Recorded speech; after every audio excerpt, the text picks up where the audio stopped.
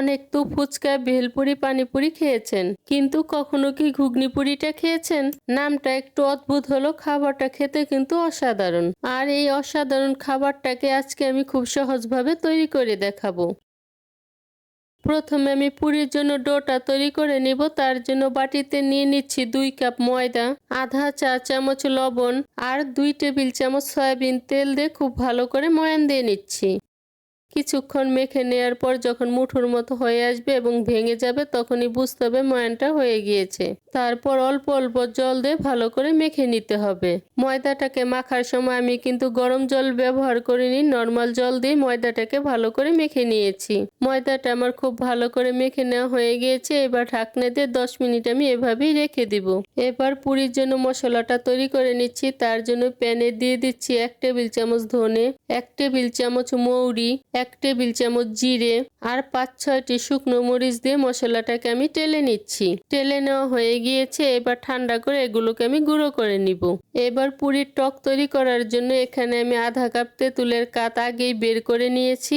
এখন এর সাথে দিয়ে দিচ্ছি 1 টেবিল চামচ চিনি, আধা চা চামচ লবণ, সামান্য পরিমাণ লাল মরিচের গুঁড়ো আর ভেজে যে মশলাটাকে আমি গুঁড়ো করে নিয়েছি তার থেকে 1 চা চামচ দিয়ে দিচ্ছি। সাথে দিয়ে দিচ্ছি 1 চা চামচ লেবুর রস আর একটা কাঁচামরিচ কুচি দিয়ে খুব ভালো করে মিশিয়ে নিচ্ছি। মিশিয়ে নেওয়া হয়ে গিয়েছে। এবার এর মধ্যে সামান্য পরিমাণ ধনেপাতা কুচি মিশিয়ে এটাকে আমি রেখে দিব। এবার পুরির জন্য পুরটা তৈরি করে নিব। তার জন্য এখানে আমি 1 কাপ ডাবলি ডাল নিয়েছি আর এই ডালটাকে আমি লবণ আর হলুদ দিয়ে সিদ্ধ করে নিয়েছি। এবার এর সাথে দিয়ে দিচ্ছি আধা চা চামচ বিট লবণ, 2টা কাঁচামরিচ কুচি, আধা চা চামচ চাট মশলা ও মাঝারি সাইজের একটা পেঁয়াজ কুচি দিয়ে ডালটাকে খুব ভালো করে মেখে নিচ্ছি। এবার এর সাথে দিয়ে দিচ্ছি 1 চা চামচ লেবুর রস, ছোট একটা টমেটো কুচি, পরিমাণ মতো শসা কুচি আর ভেজে রাখা 1 টেবিল চামচ মশলা দিয়ে খুব ভালো করে মেখে নিচ্ছি। সবকিছু দিয়ে ভালো করে মেখে নেওয়া হয়ে গিয়েছে।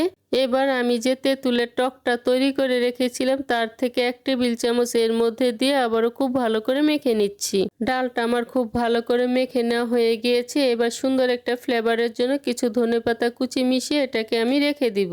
10 মিনিটের ময়দার ডোটাকে আমি ঢেকে রেখেছিলাম। এবার এর থেকে ছোট ছোট লেচি কেটে পুরিটাকে আমি বানিয়ে নিব। একটা পুরি আমি বেলে নিয়েছি আর পুরির ঘনত্বটা ঠিক এরকম হবে। ভাজার জন্য প্যানে আগেই পরিমাণ মতো তেল গরম করে নিয়েছি। এবার এই গরম তেলের মধ্যে পুরিটাকে আমি ছেড়ে দিচ্ছি। এখন সময় নিয়ে লালচে করে পুরিগুলোকে আমি ভেজে নিব। কিছুক্ষণ ভেজে নেওয়ার পর পুরিগুলো আমার লালচে রং হয়ে এসেছে। এবার এগুলোকে আমি তেল থেকে তুলে নিব। একই রকম ভাবে সবগুলো পুরি আমি ভেজে নিব। সবগুলো পুরি আমি ভেজে নিয়েছি। এখনো কিন্তু পুরিটা তৈরি হয়নি, এটা কিন্তু লুচির মতো আমি এটাকে ভেজে নিয়েছি। চাকু দিয়ে লুচিটাকে কেটে নেওয়ার পর একটা পকেটের মতো তৈরি হয়েছে। এবার এই পকেটের ভিতর আমি পুরটাকে ভরে নিব। এভাবে করে আমি সবগুলো পুর ভরে নিব। সবগুলো লুচির ভিতরে আমি পুরটাকে ভরে একটা প্লেটের মধ্যে সাজিয়ে নিয়েছি। এবার এর উপর ছড়িয়ে দিচ্ছি তৈরি করে রাখা তেঁতুলের টক, টমেটো কুচি, পেঁয়াজ কুচি, ধনেপাতা কুচি, শসা কুচি, দিয়ে দিচ্ছি ভেজে রাখা মশলাটা। সবশেষে তেঁতুলের টক ছড়িয়ে পরিবেশন করে নিলেই তৈরি হয়ে যাবে ভিন্ন স্বাদের এই ঘুগনি পুরি। আজকের এই ঘুগনি পুরির রেসিপিটি যদি ভালো লেগে থাকে তাহলে আমার চ্যানেলটিকে সাবস্ক্রাইব করে পাশে থাকা বেল আইকনে প্রেস করতে ভুলবেন না। এতে করে আমি যে নতুন নতুন রেসিপি আপলোড করব সবার আগে নোটিফিকেশন আপনি পেয়ে যাবেন। আজকের মতো এখানেই বিদায় নিচ্ছি। দেখা হচ্ছে পরবর্তী নতুন কোনো রেসিপিতে।